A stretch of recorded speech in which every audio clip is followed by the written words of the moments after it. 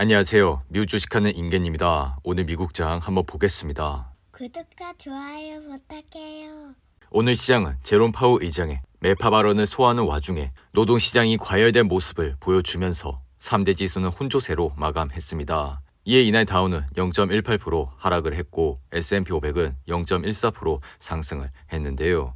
그리고 나스닥은 이날 0.4% 상승 마감했습니다. 우선 3대 지수는 장 초반부터 보합권에서 흐름을 이어갔는데 전날 파월 의장의 매파 발언으로 급락한 3대 지수는 이날 발표된 뜨거운 노동시장에 대한 불안감 탓에 제대로 반등은 하지 못했습니다. 실제 이날 나온 또 다른 고용 지표는 노동시장 과열을 방증했다 할 수 있는데 노동부가 공개한 1월 채용 공고는 1,080만 건으로 시장의 예상치인 1,050만 건을 상회하는 모습을 보여줬고 1,100만 건 안팎의 구인 건수는 역사적으로 볼 때 굉장히 높은 수준이라 할 수가 있습니다. 게다가 ADP 전미 고용 보고서 역시 비슷한 모습을 보여줬는데 보고서에 따르면 지난달 민간 부문 고용은 24만 2천 건이 늘어났고 이는 시장의 예상치인 20만 5천 건을 웃도는 모습을 보여줬습니다. 이어 임금 상승률 역시 7.2%로 나타나면서 전월 7.3%보다 약간 낮아지는 모습을 보여줬지만 이러한 임금 상승률이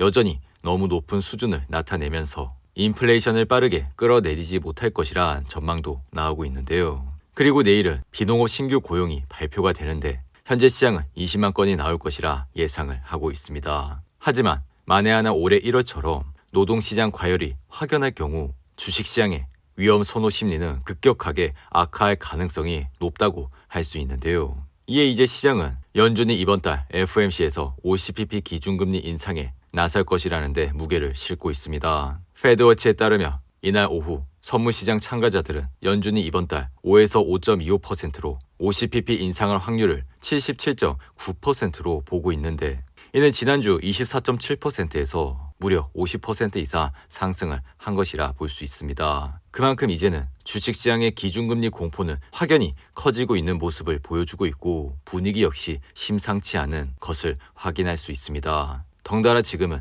연준 위원들 사이에서도 무려 5.75%라는 기준금리 시나리오가 나오고 있고 시장은 이를 어느 정도 현실로 받아들이고 있는 모습을 보여주고 있죠. 이에 이렇게나 금리가 더 높아진다는 사실은 그만큼 금리에 민감한 나스닥에는 악재가 될 수 있다는 부분이며 증시의 조정을 일으킨 장본인이 사라지기는커녕 더욱더 강해지고 있다는 것을 확인할 수 있습니다. 하지만 더 큰 문제는 연준이 기준금리를 애당초 예상했던 것보다 더 오래 그리고 더 높게 올릴 가능성이 점점 더 커지고 있다는 것인데 불과 3개월 전만 해도 시장은 기준금리가 아무리 높아도 5.25%에서 끝날 것이라 예상을 했었는데 이러한 예측이 겨우 3개월 사이에 완전히 달라졌다 할 수가 있습니다. 일단 지금의 상황에선 연준은 기준금리를 5.5%까지 올릴 것이라는데 가장 높은 가능성을 부여하고 있고 기준금리의 인하는 빨라도 내년 3월에 되어야 시작할 수 있다 볼 수 있죠. 그리고 내년 7월이 돼서도 여전히 미국의 기준금리는 4.75% 수준으로 높게 형성될 것으로 생각이 되는데 거기에 더해 5.75% 기준금리 인상 가능성도 현재는 거의 40% 수준으로 그려져 있으며 지금의 추세로 볼 때 이 수치는 충분히 더 높아질 수 있을 것으로 보여집니다. 어찌됐든 지금 시장은 예상보다 오래 그리고 앞으로도 강하게 긴축이 진행될 가능성이 높다고 할 수 있는데 이러한 것들을 보다 보면 한 방에 모든 것이 터져버리는 것은 아닌지라는 불안한 생각이 들기도 하고 버티다 못해 시장이 갑자기 무너질 수 있다는 생각도 자연스럽게 들 수 있습니다. 하지만 원래 진짜 재앙은 생각지도 못한 곳에서 나와 갑자기 다가오기 마련이죠. 그리고 이러한 위기에 대한 이정표라 할 수 있는 미국 10년물 국채 금리는 최근 4% 코어까지 올라온 모습을 보여주고 있는데 이러한 추세가 오래 이어지다 보면 충분히 주식시장의 자본이 채권시장으로 넘어갈 가능성 또한 커질 수 있다 생각이 듭니다. 한편 이날 테슬라는 3% 이상 하락을 하면서 현재 주가는 182불선에서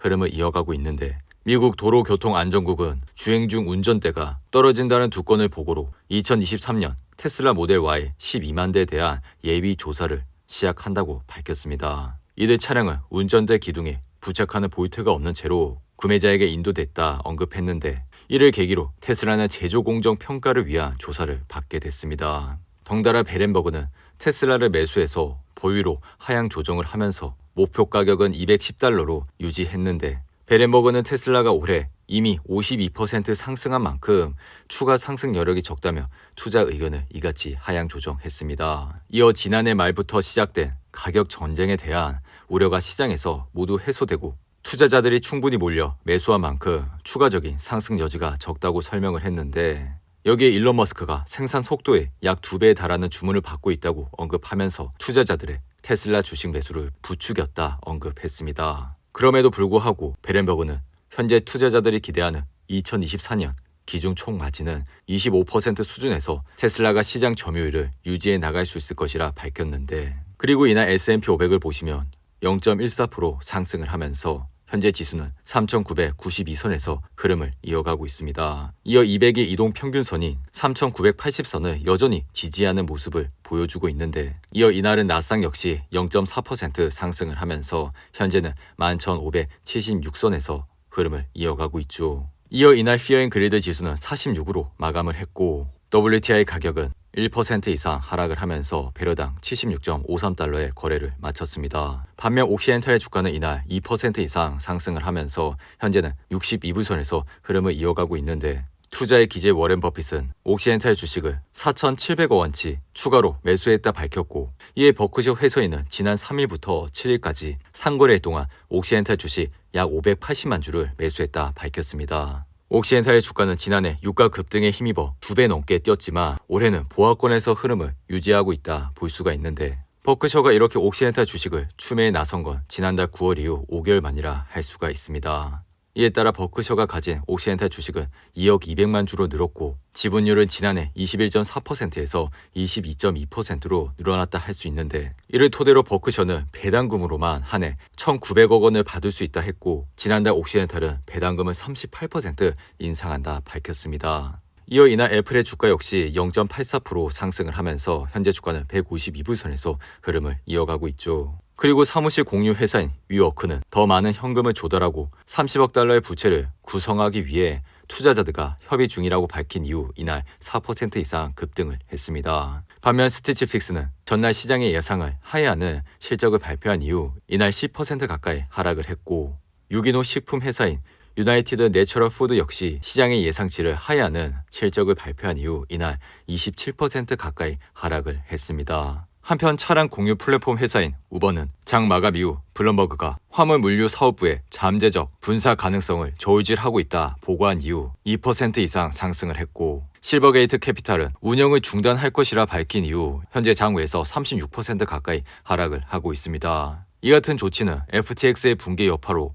1년의 재정적 어려움과 정부 조사에 이어 약 일주일 만에 나온 것이라 할 수가 있는데 실버게이트의 차트를 보시며 오늘도 5% 이상 하락을 하면서 주가는 4.9불선에서 흐름을 이어갔지만 현재는 장외에서 36% 이상 하락을 하면서 3불대까지 떨어지고 있는 모습을 보여주고 있습니다. 실버게이트는 재작년 12월 239불이라는 고점을 찍은 이후 지속적인 하락세를 거치면서 현재의 주가까지 내려왔는데 이러한 기간 동안 실적이 발표될 때마다 주가는 급락을 하는 모습을 보여줬었죠. 한편 데이터베이스 플랫폼 회사인 몽고디비 역시 이날 장 마감 이후 시장의 예상치를 하회하는 실적을 발표하면서 현재는 8% 가까이 하락을 하고 있습니다. 오늘도 8분이 넘는 긴 영상 끝까지 시청해 주셔서 감사하고요.